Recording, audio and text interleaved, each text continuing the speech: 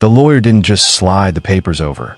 He had this annoying smirk on his face, like he'd already won.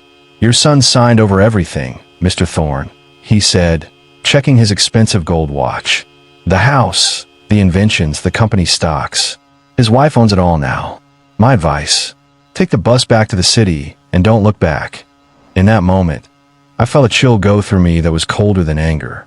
It was something I hadn't felt in years. Something professional. I'm Silas Thorne, 55 years old. To my neighbors, I'm just a retired guy who used to work in shipping. But to the Department of Defense, I was the expert who cut off the supply lines of enemies on 3 different continents. They thought they were robbing a helpless old man. They didn't realize they were picking a fight with a ghost. Before I show you how I broke their lives apart piece by piece, make sure you hit that subscribe button and turn on notifications. You won't want to miss the moment the silent partner finally hits back.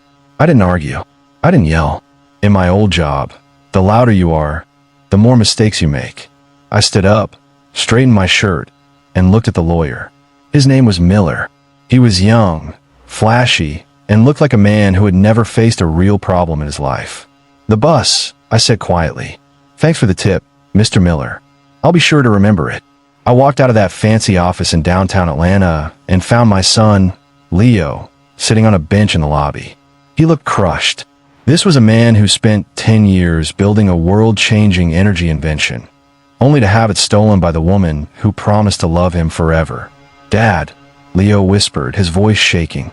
"She changed the locks. She told me if I even step on the driveway, the police are waiting to arrest me for trespassing. She took everything." I put a hand on his shoulder. It wasn't just a dad trying to be nice. It was a promise. "She has the papers, Leo, but she hasn't won. Not yet." Elena, Leo's wife, was a professional liar. She spent 3 years acting like exactly what Leo wanted. A sweet partner, a smart business helper, a soulmate. But once his inventions were finished and worth millions, she dropped the act. She had teamed up with her therapist, a woman named Dr. Eris, to trick Leo into thinking he was losing his mind. They spent months making up fake notes about him having mental breakdowns. When he got into a car accident last month, which I was starting to think wasn't an accident at all, they used his blurry head injury to get him to sign what he thought were insurance papers. In reality, he was signing away every single thing he owned. We drove back to my small, plain house on the edge of town. To Elena, this house was a sign that I was a failure, living on a tiny pension. She had no idea that under the floorboards of my old tool shed was a high-tech server linked to private satellites. Once Leo was asleep in the guest room, I went to the shed. I didn't turn on the lights. I didn't need to. I sat at the computer and typed in a long password. The screen lit up the room in a cold, blue light. I made 3 secret calls. The first was to Vegas, a guy I used to work with who could find anyone's secrets online in minutes. "Silas." Vegas sounded shocked. "I thought you were just growing tomatoes in Georgia." "The garden has bugs, Vegas. I need you to dig up everything on 2 people, Elena Vance and Dr. Sarah Eris. I want every bank account, every deleted text, and every shady deal they've made in the last 3 years.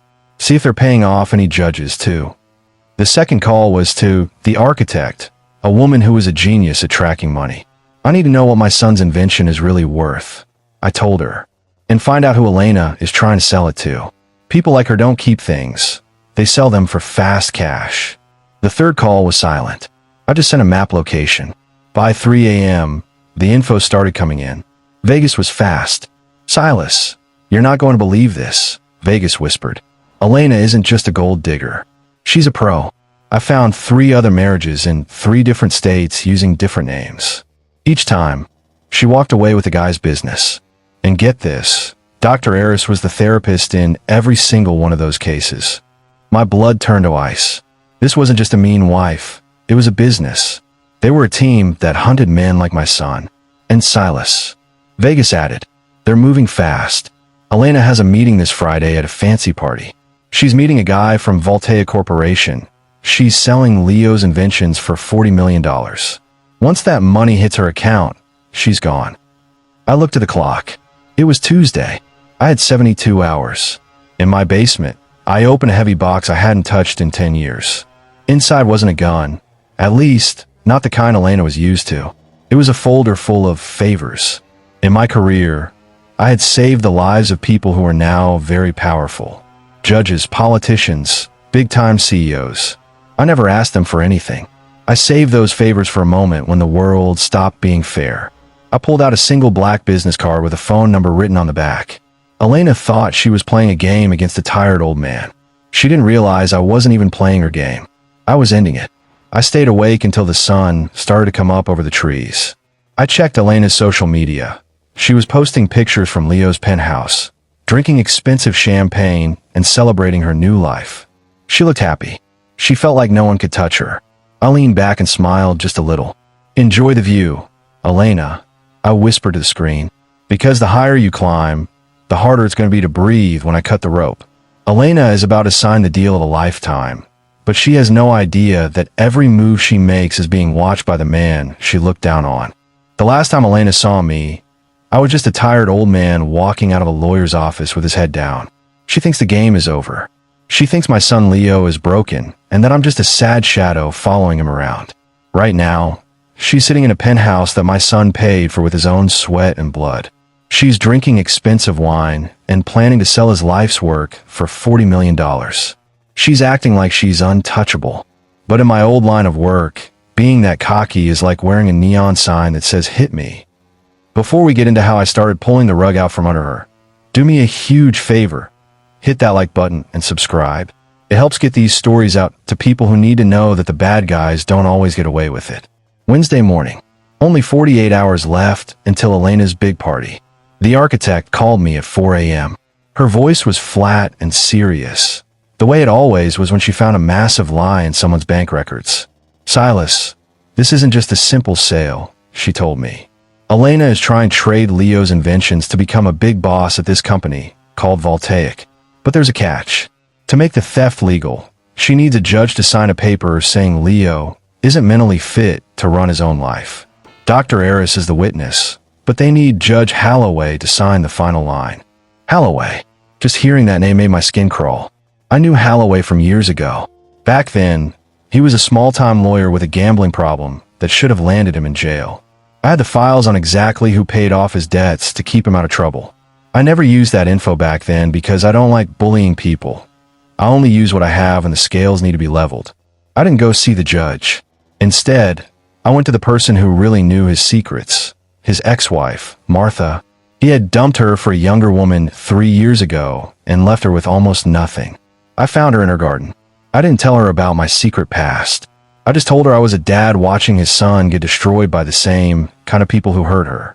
"Martha," I said quietly, "your ex-husband is about to sign a paper that helps a $40 million robbery. If he signs it, he's going down when the truth comes out. But if he loses that file for a couple of days, he stays safe."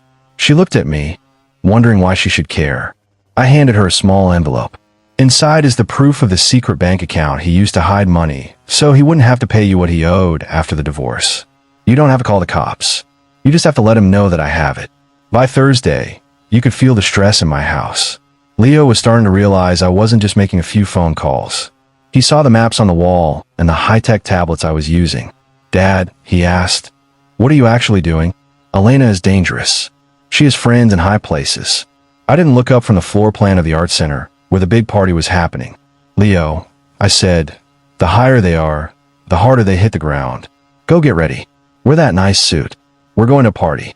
Vegas, send me a message on my private line. Silas, I'm in the building security system. I've fixed the cameras so they won't see you. Your tools are in place." Those tools weren't weapons. They were small digital scanners my old team had hidden under the floorboards of the private lounge the night before.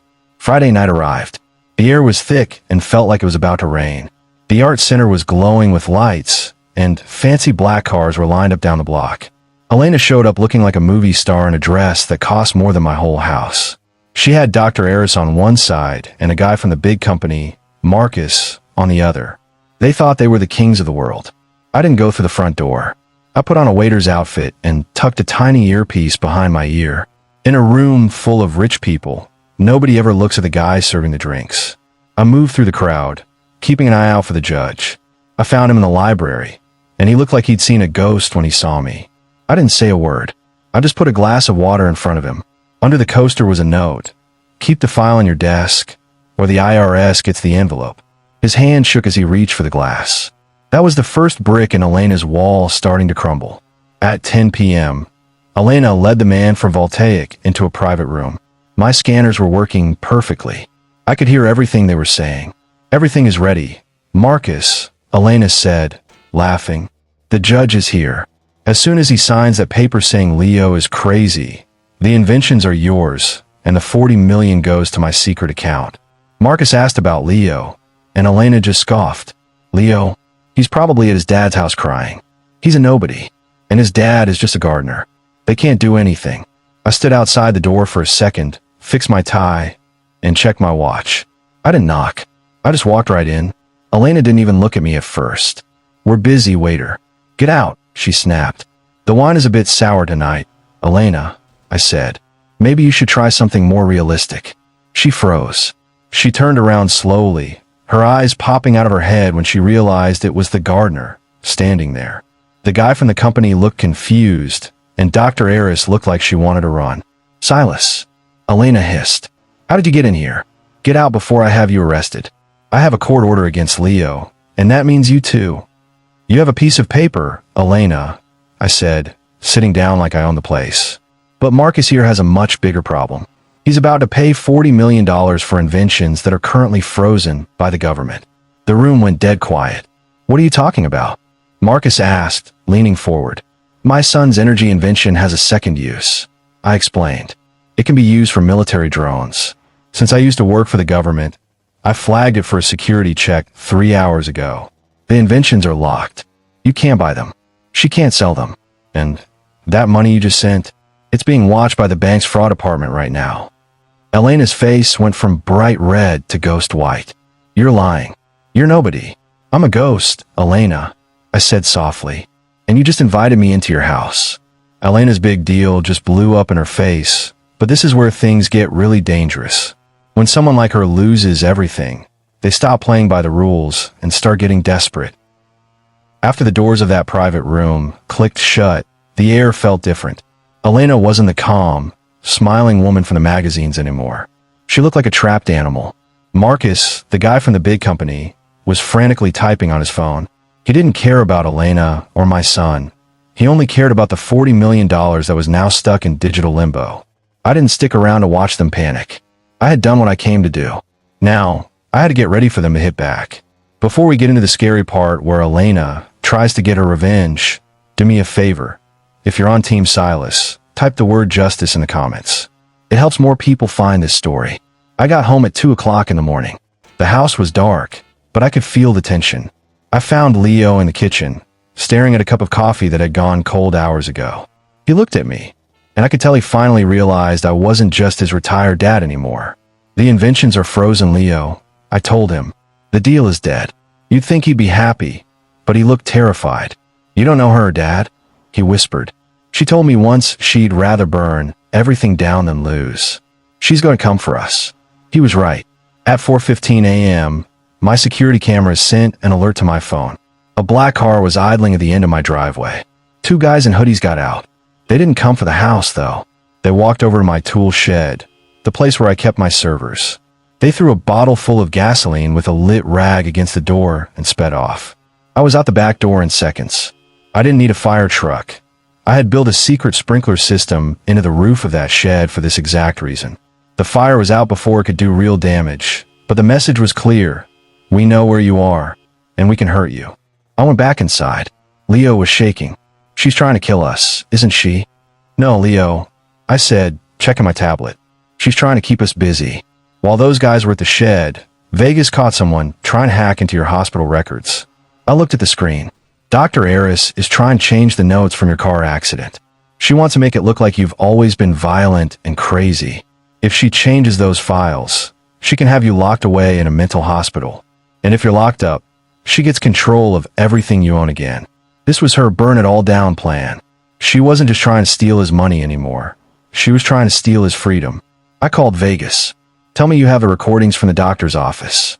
Even better, Vegas said. I found the secret files on the doctor's computer. Dr. Eris wasn't giving Elena therapy. They were practicing. I have hours of audio of Elena practicing how to fake a bruise and how to cry for a 911 call. The doctor was coaching her on exactly what to say to get you locked up. I felt a cold wave of relief. In the world of high-stakes games, the person with the best recordings wins. I had their rehearsals, but I needed one more thing to end this for good. The next morning, I visited an old friend named Cutter. He used to be a medic in the army, but now he worked on cars and helped people who couldn't go to the regular authorities. I showed him a picture of Leo's crashed car. Cutter, look at the brakes. The police report said they just failed, but I don't believe it. Cutter spent hours looking at the wreckage in the impound lot. He came back holding a small piece of metal pipe. This wasn't an accident, Silas, he said. Someone took a tool and made a tiny cut in the brake line. It was designed to leak slowly, so the brakes would fail only when the car was going fast. This wasn't a mistake. It was a hit. The game had changed. Elena wasn't just a thief. She had tried to kill my son. I went home and looked at Leo. He was all I had left in this world, and she had tried to put him in a grave. The silent partner was done playing nice. I pulled up the map of Dr. Eris's office. It was an old house turned into a clinic. Vegas, I said into my headset. I'm going in. I want every file, every computer, and every piece of paper in that building. If it's a secret, I want it. I moved through that office like a shadow in the night. By 3 a.m., I had it all. The bank books showed Elena had paid the doctor $500,000 for her help. But the most important thing was a file I found in a hidden safe. It was a list of names. Leo wasn't the first. There were 3 other husbands before him. She had done this over and over, ruining lives and moving on to the next victim. I walked out and sat in my truck as the sun came up. I had the proof of the fraud, the proof she tried to kill him, and the names of all the people she had hurt. I could have gone to the regular police, but I knew Elena had expensive lawyers who would just tie everything up in court for years. I didn't want a long court case. I wanted over. I sent a single text to Elena's private phone. It was a photo of the cut brake line and the doctor's secret ledger. I only wrote 4 words. Check your bank account. Within seconds, my phone started ringing off the hook. It was her, panicking. I didn't answer. I watched as Vegas ran a special computer program. He wasn't stealing her money. He was giving it back. He moved the $40 million and every penny she had into the bank accounts of the 3 men she had robbed before my son. Elena was about to find out what it felt like to be broke and alone. But I wasn't finished. The police were already on their way to find her, but not because of me. Judge Holloway, realizing the ship was sinking, had decided to save himself by telling the cops everything about her. When the police cars sped toward the hotel where Elena was staying, I knew the first block had fallen. Elena was in handcuffs, but in a world where rich people can buy their way out of anything, a jail cell is often just a waiting room. To a woman like her, being arrested is just the start of a deal. To truly finish this, I had to go after the man who made all her crimes look legal, Judge Holloway. Before we get to the final showdown that changed everything, if you believe that nobody, no matter how powerful, is above the law, hit that like button. It tells the computer that people still care about the truth. Saturday night, 11 p.m. I didn't go to the judge's house. I went to his favorite spot, a private, fancy club in the middle of the city where the big shots go to hide. I wasn't wearing a waiter's outfit this time. I was wearing the sharp, dark suit I used to wear when I gave reports to the highest leaders in the country. I walked past the front desk before the guy could even ask for my ID. I had that look on my face, the kind that tells people that if they try to stop you, it's going to be the worst mistake of their lives. I found Holloway in a back room, sitting in a big leather chair with a glass of expensive whiskey. He was all alone. When he saw me, he didn't reach for his phone. He just closed his eyes and took a deep breath. I told her you were a ghost, Silas, he whispered. She didn't believe in ghosts. She believes in them now, I said, sitting down right across from him. I didn't wait for him to ask. Elena is being booked at the station right now. She thinks you're going to pull some strings to get her out by morning. She doesn't know you're the one who signed the warrant to search her house. Holloway's hand shook as he set down his glass. I had to do it, Silas. If she goes down, I can't let her take me with her. I'll just tell everyone she lied to me. I'll look like the good guy who caught her. The problem with acting like a good guy, Holloway, is that your past is full of dirt. I put a tablet on the table. My friend Vegas had found everything. I don't even care about Elena anymore. She's just a bug. You're the one who let the bugs in. I have the records of your secret gambling trips to Macau from a few years ago. I know exactly who paid off your debts. It wasn't Elena. It was that big company, Voltaic. They've owned you for a long time. They didn't just want my son's invention. They wanted a judge who would make sure nobody could ever sue them for stealing it. Holloway's face turned the color of a wet sidewalk. If you show that to anyone, it'll ruin the whole city. Hundreds of court cases will be messed up. You'll cause a mess. I'm not trying to cause a mess, Judge. I'm a father. I lean in close. You're going to quit. Tonight. You'll say it's for health reasons. And you're going to sign a confession saying you were tricked by Elena. That clears my son's name immediately. He gets his company back. The court orders against him vanish. And if I do, Holloway asked, his voice cracking, what happens to the gambling files? They stay with me, I said, as long as you stay retired. If you ever step foot in a courtroom again, I'm sending these files to the FBI and the taxman. They'll be racing each other to see who gets to throw you in jail first.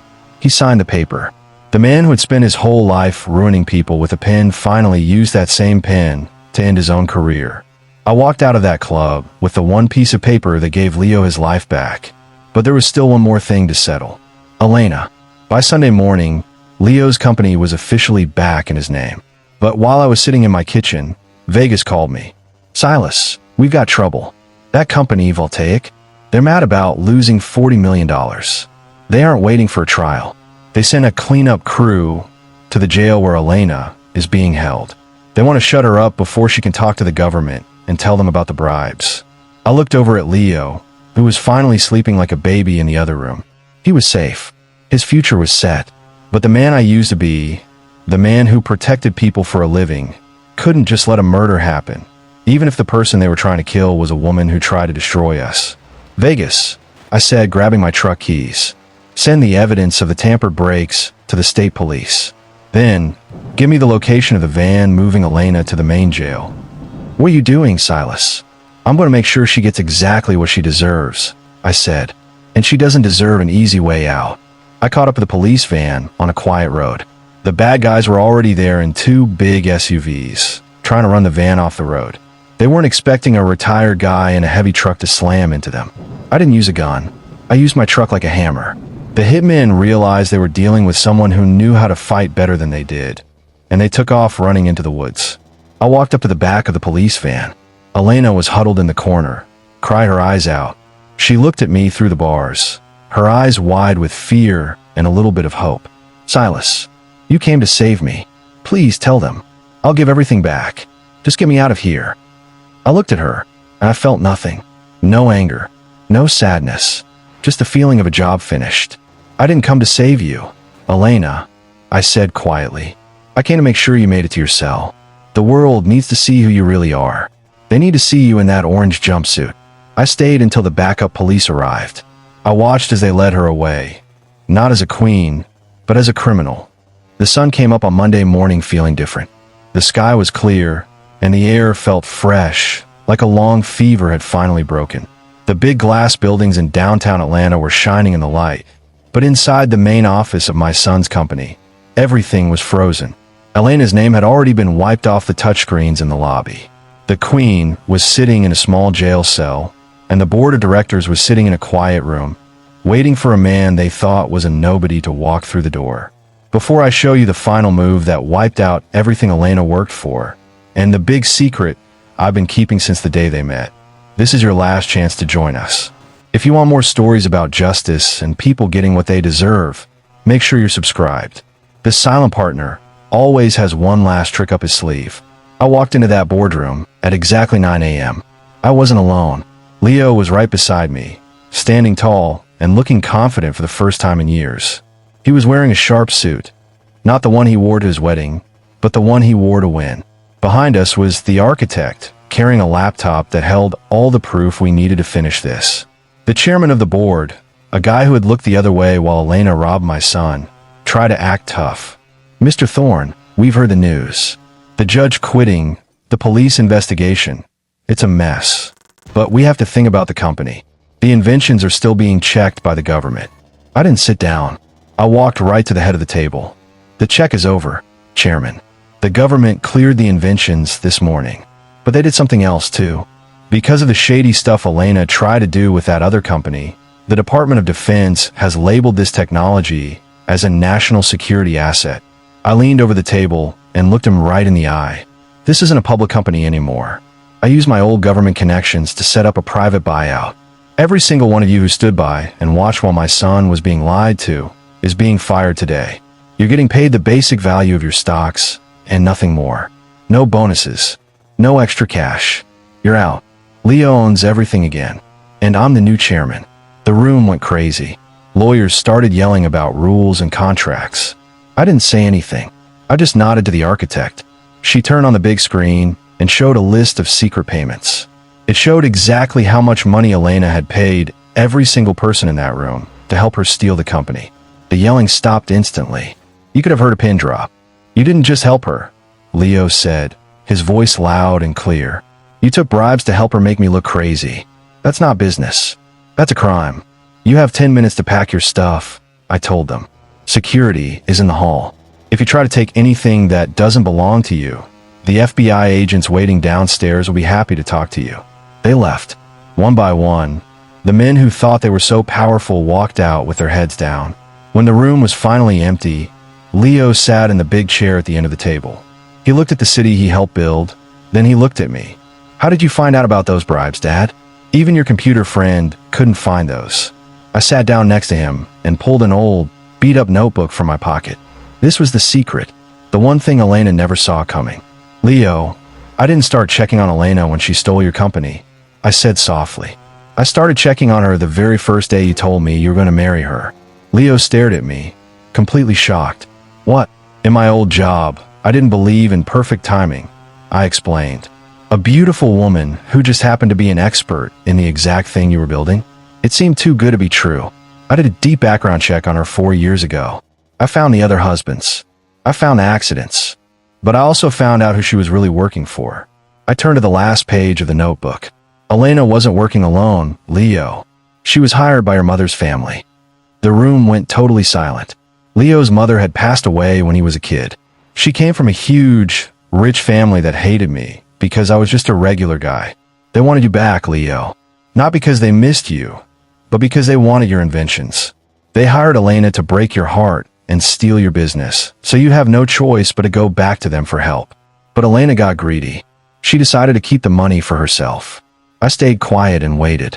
I had to let her make her move so I could catch her in the act. I didn't just save your company, Leo. I made sure those people could never touch you again. Leo looked at the notebook, then at me. He finally understood that for 4 years, I had been standing in the shadows, watching over him like a sentry. What happens now, he asked. Now, I said, standing up. We go home. We make sure the other men Elena robbed get their lives back too. And then, I think I've got some tomatoes that need watering. We walked out of that building together. Elena Vance was just a name people would forget. But Silas Thorne? He was a reminder that you can take a man's house and his money, but you should never, ever touch his family. Because some ghosts don't stay in the past. Some ghosts come back to make sure you pay what you owe. If you're still here, you've seen what happens when a father's love meets a soldier's plan. But Silas isn't done yet. There are other bullies and other predators out there who think they can get away with anything because they have money. They have no idea that the silent partner is watching. Don't let the story end here. Hit that subscribe button right now and join the thousands of us who believe in doing what's right. Comment justice below if you want to see Silas's next mission. Share this with someone who needs to know that the truth always comes out in the end. Click the video on your screen right now to see more. The mission continues.